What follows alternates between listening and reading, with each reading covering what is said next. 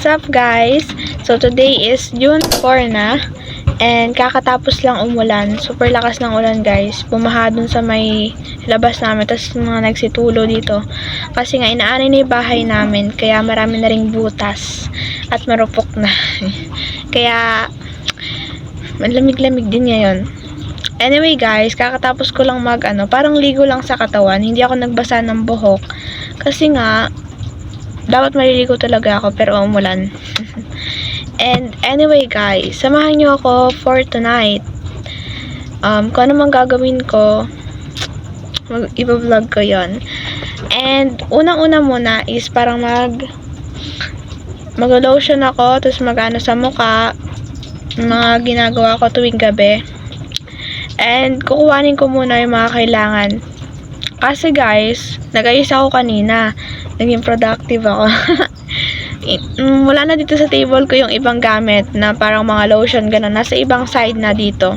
Kaya, kuhanin natin yung salamin. And by the way guys, this is me when I was a kid. Ang cute. Salamin. And then, nandito na rin nakalagay yung mga perfume ko and lotion. Kaya kukuhanin ko. Pati itong mga lipstick, kukuhanin ko din. And pinaka-last, atong silka ko. Bago tayo guys mag-ayos ng sarili natin, titignan ko muna yung mga aso kasi kumakain sila, baka mag-away-away. Ayan o. Ay, kumain. Nag-aaway pa sila. Nangiligpit ko lang guys yung mga pinagkainan. Okay guys, tapos na, babalik na tayo. So, sakto guys, nagka-kuryente na rin dahil nawalan ng kuryente kanina. Super lakas kasi hindi naman super.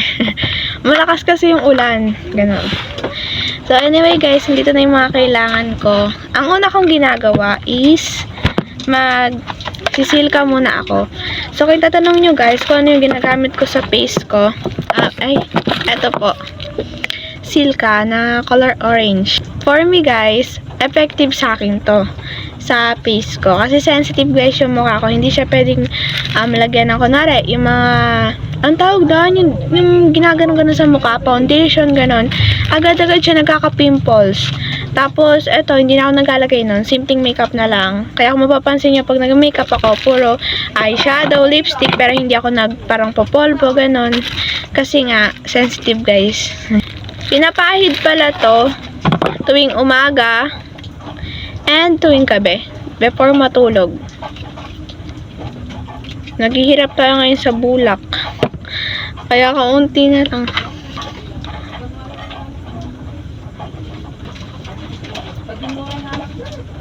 And nga pala guys, para hindi masayang din yung bulak nyo, tapos para magpantay yung kulay ng mukha nyo dito sa may leeg nyo, syempre, lalagyan nyo din ng ganito yung dito nyo, leeg nyo. Nakamalat ako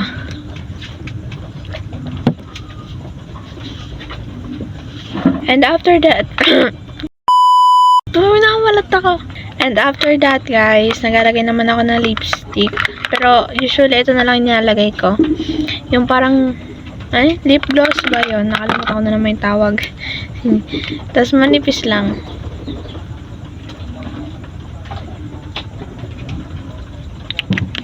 Yun lang guys.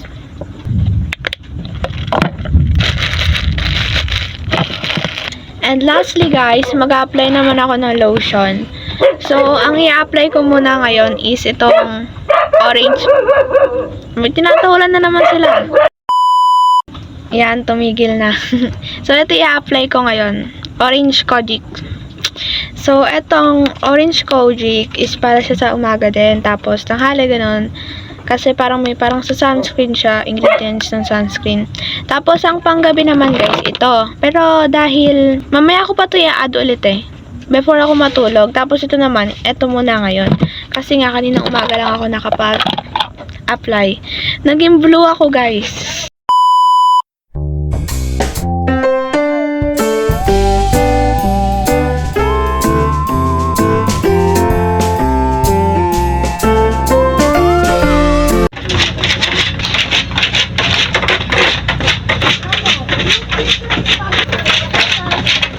mahina guys yung kuryente. Tapos tingnan nyo yung, lumabas ako, kulay yellow yung paligid. Ayun. Pati yung, anong tawag doon? Yung ulap, kulay yellow. Ano ba yung kamay mo? Ano mo ka po? Sige, takbo pa mo. Kaninang umaga pala guys, pumili kami ng pot holder. 2. Ano to? 5 pesos isa. Tapos, kakain na tayo ngayon ng panggabihan. So, ito 2 yung niluto ni mama. Adobo. Na yung nakalimutan ko na naman yung tawag. Tapos ito, isang adobo ng paa ng manok. Yan. Pero yung kakainin ko, itong paa ng manok. So, nakakuha na ako ng kanin. And, kuha na ako ngayon ng ulam. Mahina pa rin guys yung kuryente dito. Kaya nag-generator pa rin yung kapitbahay namin. Saturday! Kain daw sila. Dito na naman sila. Tapos, kada kain, nandyan sila. Kaya tataba nila ngayon. So, kain guys. Kain.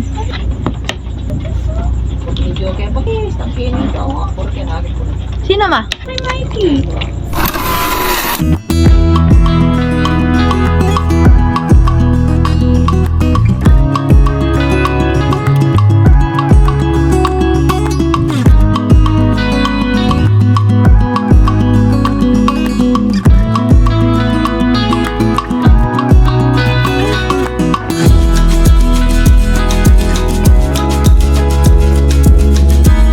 What's up guys? So, umuulan pa rin. Umaambon-ambon. Tapos, it's currently 8 PM na. Nakapaglatag na ako ng higaan. Ang gagawin ko ngayon, namalat na naman ako. Magda-diary ako guys. Kasi, parang it's been a week na rin since nakapagsulat ako dun sa diary ko. And kailangan ko na magsulat. At napapadalang na lang din yung pagsusulat ko dahil pare-pares lang naman yung nangyari sa life ko. Nagilinis, ganun. Tapos, nag-cellphone, kumakain. So, hindi ko na sinusulat kagaya dati. Nga pala guys, ang sakit ng ipin ko. Meron na kasing sira to. Mukha lang siyang maayos dito. Pero dito guys, sakit. Na siya, may sira. Kailangan na siyang pastahan. Ang dami na. Ganito, nangingitim sila. Sakit-sakit. Pero hindi pa ito mapapasta kasi nga, wala pa kaming pera. Kaya magtitiis muna. Pagka nagkapera na lang. Yung guys, sana mapastahan na to. Sakit-sakit. So, kukuhanin ko na guys yung diary ko. Ayan, malapit na rin itong mapuno. And then, syempre, kailangan din natin itong ballpen. So, kung naku-curious kayo guys, kung ano yung pinakalaman ng diary ko, papakita ko sa inyo. So, ito yung diary ko. Ito yung front page niya. Tapos, ito yung mga parang wishlist ko. Ayan. Tapos, natupad na to guys. Dati yan. Nung 2023 pa kasi to. New phone. Nagkaroon na ako. First sahod na ako. So, yun. And then, first dito is yung pagpapakilala sa sarili ko. Tapos, ayan. Yung mga pinagsusulat ko lang. Mga resibo din. If you have a time guys, much better na may diary kayo. Gumawa kayo guys ng diary. Kasi apakalaki din ng tulong ng diary. Pwede ka ditong magkwento kung ano nangyari sa araw mo, kung ano nangyari sa'yo, ganun. Kung ano yung mga nararamdaman mo. Pwede kang magkwento kay diary. Pwede mo siyang maging kaibigan, ganun. Para pagka kunwari, nalulungkot ka, kaya masaya ka, ganun. Pwede mo tong kwentuhan. Tapos, kung wala ka nang ginagawa, pwede mong balikan yung araw na yon, mababalikan mo. So, way siya ng pagbabasa ulit ng diary.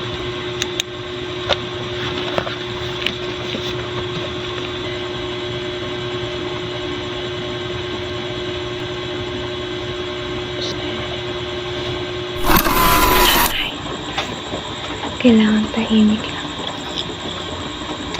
Kakain tayo ngayon ng tinapay. Masarap kasi guys kasi may palaman. Binili ni mama ng sa isang araw, isa-isa. Kukuha tayo ng dalawa.